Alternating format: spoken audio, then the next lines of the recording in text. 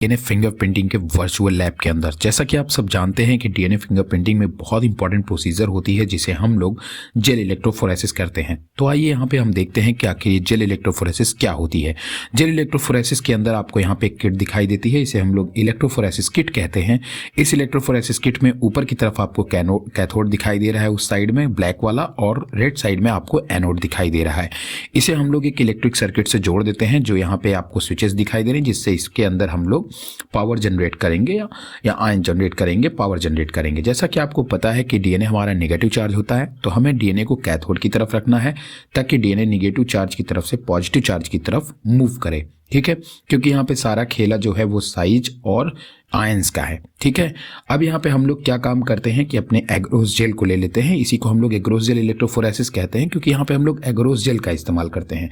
अब agarose jail के बारे में मैंने आपको बताया, एग्रोस जेल थोड़े पोरस होते हैं, तो यहाँ पे हम लोग एग्रोस जेल की कंसंट्रेशन को डिसाइड कर लेते हैं। जैसे अपने हिसाब से जितना कंसंट्रेटेड आप एग्रोस लेना चाहते हैं वो आप डिसाइड कर लीजिए। उसके बाद हम लोग यहाँ पे अपने प्लाज्मिड को सिलेक्ट कर लेते हैं। यहाँ पे हम लोग ले रहे हैं PBr 322, जैसा कि आप सब जानते हैं कि इकोलाई से आइसोलेट किया जाता है।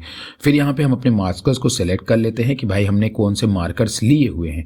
यहाँ पे मार्कर्स को हमने क्या किया हुआ है कि पहले वाले वेल में अपलोड कर दिया। फिर अब हम लोग जो सैंपल अपलोड करने वाले हैं वो यहाँ पे हमने इको R1 को पहले, मतलब यहाँ पे इस वाले रीजन में हमने इको R1 रखा हुआ है, दूसरे वाले में हम बदल दे रहे हैं, यहाँ पे हम लोग इको 473 कर दे रहे हैं। लेकिन फिर से तीसरे वाले वेल में मैं सोच रहा हूँ इको R1 ही डाल देता हूँ, ताकि देखते हैं कि दोनों की वैल्यू सेम आती है या फिर नहीं।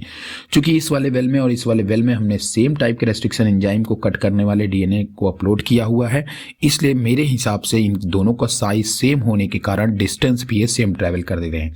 तो आइए जांचते हैं कि क्या ये बिल्कुल सही वर्चुअल लैब है या फिर नहीं। तो यहाँ पे बस आपको कुछ नहीं करना है, यहाँ पे आपको सिम्युलेटर को ऑन कर देना है। अब यहाँ पे आप देखेंगे कि अभी ये डीएनए हमारे वेल पे अपलोड हो चुके हैं। ये हमारा एग्रोस जेल है।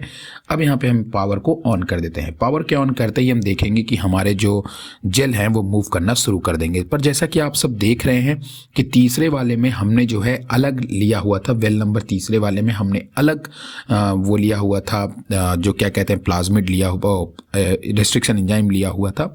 तीसरे वाले वेल में हम लोगों ने अलग रेस्ट्रिक्शन एंजाइम लिया हुआ था, इसीलिए ये बहुत ही तेजी से मूव करके आ रहे हैं। जबकि हमने पहले वाले में जो है इको R1 और उसके बाद इस वाले में, मतलब इस वाले में भी हमने इको R1 लिया था, इसमें भी हमने इको R1 लिया था, तो देखिए सेम तरीके का डिस्टेंस दोनों ट्रैवल कर रहे हैं।